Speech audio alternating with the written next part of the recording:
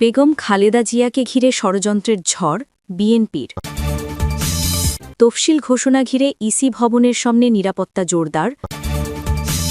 তফসিল ঘোষণা করায় নির্বাচন কমিশনকে প্রধান উপদেষ্টার শুভেচ্ছা। এতক্ষণ শুনছিলেন সংবাদ শিরোনাম, এখন জানাব বিস্তারিত। বাংলাদেশের রাজনৈতিক অঙ্গনে ফের তীব্রভাবে মাথাচাড়া দিয়ে উঠেছে বিএনপির চেয়ারপারসন ও সাবেক প্রধানমন্ত্রী বেগম খালেদা জিয়াকে ঘিরে নানা ধরনের গুঞ্জন, বিতর্ক ও তথ্য বিভ্রান্তি। সামাজিক যোগাযোগ মাধ্যম, রাজনৈতিক চক্র এবং বিভিন্ন অনানুষ্ঠানিক সূত্রের পোস্টে উঠে আসছে একের পর এক দাবি, যার কোনোটিরই আনুষ্ঠানিক নিশ্চিতকরণ পাওয়া যায়নি। এই অস্বচ্ছ তথ্য পরিবেশ জনমনে তৈরি করেছে জটিল প্রশ্ন, সন্দেহ এবং নানা ব্যাখ্যা বিশ্লেষণ। গুঞ্জনের মূল কেন্দ্র বেগম খালেদা জিয়ার জীবিত নাকি মৃত বিতর্ক। গত কয়েক সপ্তাহ ধরে, বিশেষ করে ৩০ নভেম্বরের পর থেকে সোশ্যাল মিডিয়া জুড়ে ছড়িয়ে পড়েছে একটি দাবি, বেগম খালেদা জিয়া আর জীবিত নেই। কেউ বলছেন অনেক আগে তিনি মারা গেছেন, কেউ দাবি করছেন সরকারের সঙ্গে আলোচনা হয়নি বলে মৃত্যুর খবর চেপে যাওয়া হয়েছে, আবার কেউ বলছেন বিএনপি রাজনৈতিক কৌশল হিসেবে মৃত্যুর বিষয়টি নিয়ন্ত্রণ করছে। সামাজিক যোগাযোগ মাধ্যমে এনায়েতুল্লাহ নামে এক ব্যক্তি ফেসবুকে পোস্ট দেন, বেগম খালেদা জিয়া ৩০ নভেম্বর মারা গেছেন। একই সময়ে বিভিন্ন পোস্টে আরও দাবি করা হয় যে বেগম জিয়ার মৃত্যুর পর কিছু ব্যক্তি হাসপাতাল গিয়ে মরদেহ দেখে এসেছেন এবং পরে বিএনপির শীর্ষ নেতাদের সঙ্গে বৈঠক করেছেন। এই দাবি সমর্থনে কোনো প্রমাণ বা স্বীকৃত তথ্য নেই, তবে পোস্টগুলোর ভাষা এমনভাবে লেখা যা সাধারণ পাঠকের কাছে সত্য ঘটনা বলে মনে হওয়ার সম্ভাবনা তৈরি হয়। সংবাদের প্রবেশে নিয়ন্ত্রণ আরও বাড়িয়ে দিল সন্দেহ। এবার কেয়ার হাসপাতালে সাংবাদিকদের প্রবেশ নিয়ন্ত্রণ নিয়ে শুরু হয়েছে ব্যাপক আলোচনা। যেহেতু দীর্ঘদিন ধরে বেগম জিয়ার স্বাস্থ্যের আপডেট গণমাধ্যম থেকে দূরে রাখা হয়েছে এবং মাত্র একজন নির্দিষ্ট ব্যক্তি সাংবাদিকদের আপডেট দিচ্ছেন, তাই অনেকের মতে পরিস্থিতি স্বাভাবিক নয়। রাজনৈতিক বিশ্লেষকদের ভাষ্য, যখন কোনো ভিভিআইপি রোগীর অবস্থা অত্যন্ত গুরুতর অথবা রাষ্ট্রীয়ভাবে সংবেদনশীল, তখন নিরাপত্তাজনিত কারণে প্রবেশে নিয়ন্ত্রণ আরোপ করা হয়। তবে দীর্ঘদিন ধারাবাহিক নিষেধাজ্ঞা সন্দেহ তৈরি করতেই পারে। এয়ার অ্যাম্বুলেন্স আসছে, বারবার ঘোষণায় জনমনে বিভ্রান্তি। গত কয়েক সপ্তাহ ধরে বিএনপি নেতারা বারবার বলেছেন খালেদা জিয়াকে বিদেশে নেওয়ার জন্য প্রয়োজনীয় প্রস্তুতি চলছে, আন্তর্জাতিক চিকিৎসা দল পরামর্শ দিয়েছে, এমনকি এয়ার অ্যাম্বুলেন্স আসছে বলেও কয়েক দফা ঘোষণা এসেছে। মানুষের প্রত্যাশা তৈরি হয়, অপেক্ষা বাড়ে, কিন্তু শেষ পর্যন্ত কখনো এয়ার অ্যাম্বুলেন্স আসে না, রোগীও বিদেশে যান না। এই অবস্থাকে কেন্দ্র করেই সাধারণ মানুষের মধ্যে প্রশ্ন আরও তীব্রতর হয়েছে। যদি তিনি বিদেশ যাওয়ার মতো অবস্থায় থাকেন, তাহলে বারবার বিমান না আসার কারণ কি? আর যদি তিনি ভেন্টিলেটরে থাকেন, তাহলে কি করে আমি দেশের মাটিতেই শেষ নিঃশ্বাস ত্যাগ করতে চাই এমন বক্তব্য আসে? এইসব অসামঞ্জস্যপূর্ণ তথ্য মানুষকে আরও বিভ্রান্ত করছে। বিভিন্ন আলেম, সাধারণ মানুষ, সবারই একই প্রশ্ন। সামাজিক মাধ্যমে ভিডিও বার্তা বা লাইভে অনেক আলেম, মাওলানা, রাজনৈতিক সমর্থক, এমনকি সাধারণ নাগরিকরাও প্রশ্ন তুলছেন, যদি তিনি জীবিত থাকেন তবে সংবাদ মাধ্যমকে প্রবেশ করতে দেওয়া হচ্ছে না কেন? এমনকি কেউ কেউ মন্তব্য করছেন, লুকানোর কিছু না থাকলে অন্তত এক নজর সংবাদকর্মীদের মাধ্যমে দেশের মানুষকে দেখানো যেত। বিশ্লেষকদের মতে, যেহেতু সরকারি কিংবা হাসপাতাল কর্তৃপক্ষ কোনো কিছুই খোলাখুলি নিশ্চিত করছেন না, তাই স্বাভাবিকভাবেই মানুষ অন্য উৎসের তথ্য বিশ্বাস করতে শুরু করে। নির্বাচনকে কেন্দ্র করে নতুন রাজনৈতিক কৌশল তত্ত্ব। সবচেয়ে আলোচিত দাবি, খালেদা জিয়ার মৃত্যুর খবর প্রকাশ পেলে আসন্ন জাতীয় নির্বাচন পিছিয়ে যাবে। এই ধারণা থেকেই নাকি মৃত্যুর খবর গোপন রাখা হচ্ছে। কিছু পোস্টে যুক্ত করা হয়েছে একটি সম্ভাব্য টাইমলাইন। 12 ডিসেম্বর নির্বাচনের তফসিল ঘোষণা, 14 ডিসেম্বর তারেক রহমান দেশে ফিরবেন, 15 ডিসেম্বর খালেদা জিয়ার মৃত্যুর ঘোষণা দেওয়া হবে। আবার অন্য একটি দাবি, যদি 12 ডিসেম্বর তফসিল ঘোষণা না হয়, তাহলে সেই দিনই খালেদা জিয়ার মৃত্যুর সংবাদ প্রকাশ করে দাফন সম্পন্ন হবে এবং বিএনপি নির্বাচনের বিরুদ্ধে নতুন আন্দোলন শুরু করবে। তবে স্পষ্ট করে বলা প্রয়োজন, এই দাবিগুলোর একটির অংশও যাচাইযোগ্য সূত্রে নিশ্চিত করা যায়নি। এগুলো কেবল সামাজিক যোগাযোগ মাধ্যমে ছড়ানো গুঞ্জন। ভিভিআইপি মর্যাদায় মৃতদেহ সুরক্ষিত, আরেক ভাইরাল দাবি। আরেক আলোচিত দাবি হল, মৃত খালেদা জিয়ার মরদেহ নাকি ভিভিআইপি মর্যাদায় বিশেষ নিরাপত্তায় রাখা হয়েছে। এমন দাবি যতই নাটকীয় মনে হোক কেউ এর প্রমাণ দিতে পারেনি। তবুও এই গল্প বড় পরিসরে ছড়িয়ে পড়েছে কারণ মানুষ অফিসিয়াল তথ্য না পেয়ে বিকল্প ব্যাখ্যা খুঁজছে। ১. অস্বচ্ছ তথ্য পরিবেশ।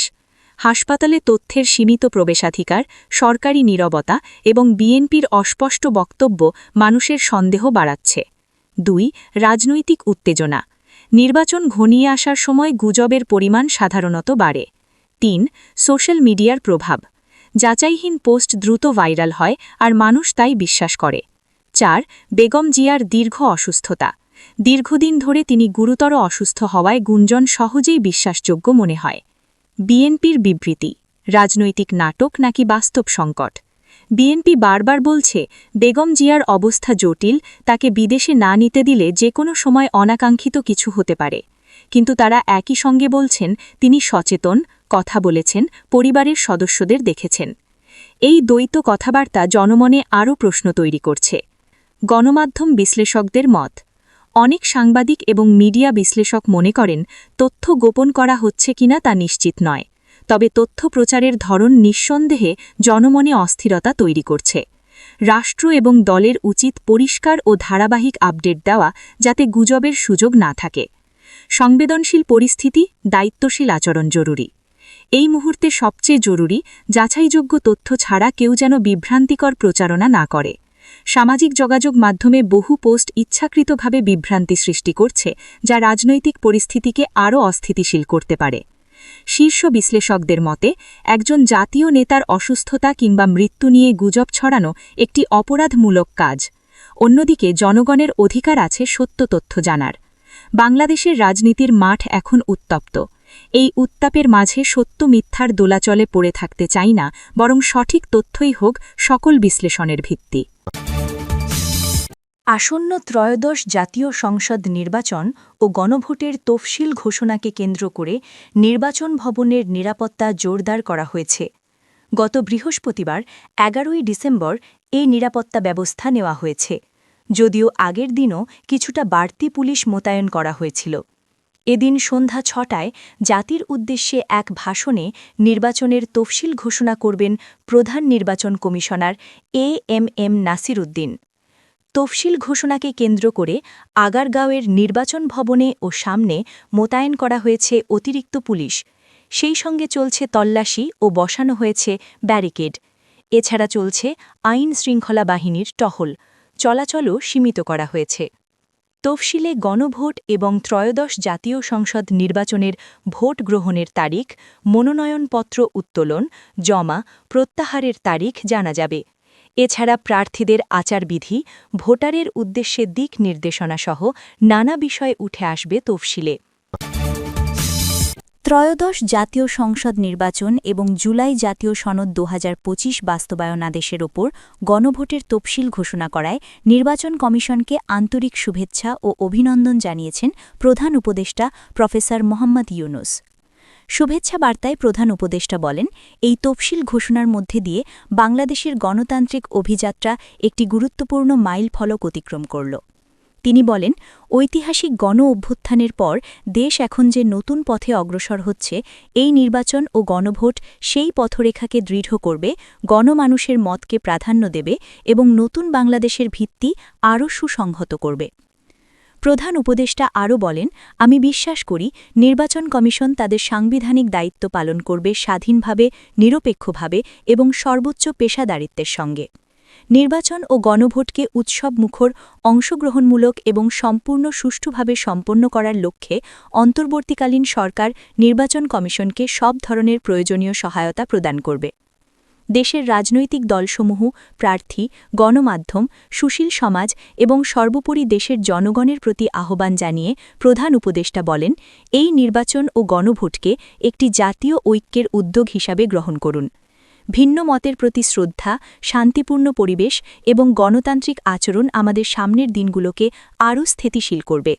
তিনি বলেন, বাংলাদেশ আজ নতুন ভবিষ্যতের দ্বারপ্রান্তে দাঁড়িয়ে।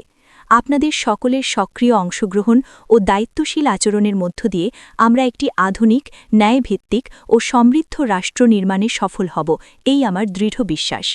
গত বৃহস্পতিবার ১১ ডিসেম্বর জাতির উদ্দেশ্যে দেওয়া ভাষণে জাতীয় সংসদ নির্বাচন ও জুলাই জাতীয় সনদের ওপর গণভোট ২০২৬ সালের ১২ ফেব্রুয়ারি অনুষ্ঠিত হবে বলে জানিয়েছেন প্রধান নির্বাচন কমিশনার এএমএম নাসির উদ্দিন।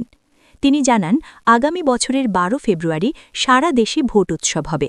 এদিন ৩০০ আসনে ত্রয়োদশ জাতীয় সংসদ নির্বাচন ও জুলাই সনদ বাস্তবায়ন নিয়ে গণভোট হবে।